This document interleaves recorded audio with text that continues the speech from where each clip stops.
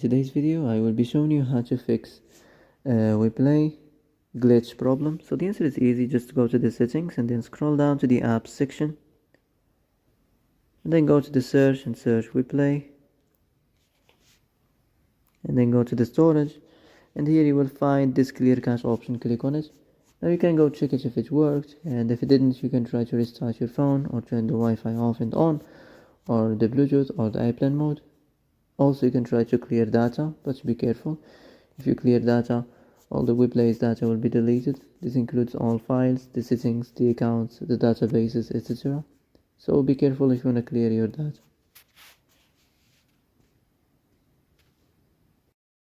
And that's it for today's video. I hope this is the answer you've been looking for. If you like this video, don't forget to like and subscribe, and see you in the next video.